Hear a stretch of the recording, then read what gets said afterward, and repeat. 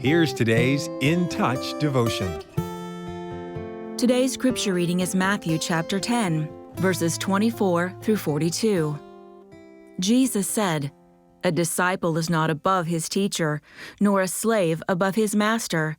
It is enough for the disciple that he become like his teacher, and the slave like his master. If they have called the head of the house Beelzebul, how much more will they malign the members of his household? Therefore, do not fear them, for there is nothing concealed that will not be revealed or hidden that will not be known. What I tell you in the darkness, speak in the light, and what you hear whispered in your ear, proclaim upon the housetops. Do not fear those who kill the body, but are unable to kill the soul. But rather, fear him who is able to destroy both soul and body in hell. Are not 2 sparrows sold for a cent?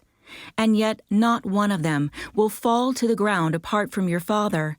But the very hairs of your head are all numbered. So do not fear, you are more valuable than many sparrows.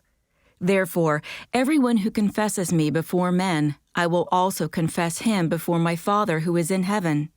But whoever denies me before men, I will also deny him before my Father who is in heaven. Do not think that I came to bring peace on the earth. I did not come to bring peace, but a sword. For I came to set a man against his father, and a daughter against her mother, and a daughter-in-law against her mother-in-law, and a man's enemies will be the members of his household. He who loves father or mother more than me is not worthy of me, and he who loves son or daughter more than me is not worthy of me. And he who does not take his cross and follow after me is not worthy of me. He who has found his life will lose it, and he who has lost his life for my sake will find it. He who receives you receives me, and he who receives me receives him who sent me. He who receives a prophet in the name of a prophet shall receive a prophet's reward, and he who receives a righteous man in the name of a righteous man shall receive a righteous man's reward. And whoever in the name of a disciple gives to one of these little ones even a cup of cold water to drink, truly I say to you, he shall not lose his reward." Salvation is a free gift of God. It comes to us through faith in Jesus, whose sacrifice fully paid for our forgiveness and reconciliation with God. There's not a single thing we can add to bring salvation about. Our role is simply to believe. But from that moment on, each of us must make a choice. Will we follow Jesus or just coast along, doing what we want? If we limit our Christianity to merely sitting in a pew, we'll miss the greatest adventure of our life. Jesus never painted a rosy picture when he called people to follow him.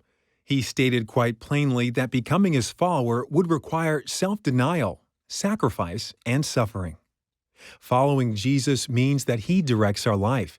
We give up our rights to do whatever we want and instead submit to his will, even when it is difficult or doesn't align with our preferences. If you don't realize how good, loving, and wise our God is, walking in his will may seem scary or even foolish. But those who deny themselves to follow Jesus discover they lose nothing and gain everything. Even when his disciples are in a season of pain and suffering, the Lord knows how to give them inner peace and a joy that transcends circumstances. Are you looking to Jesus or yourself for direction? Your lifestyle, words, and attitudes reveal who truly rules your life.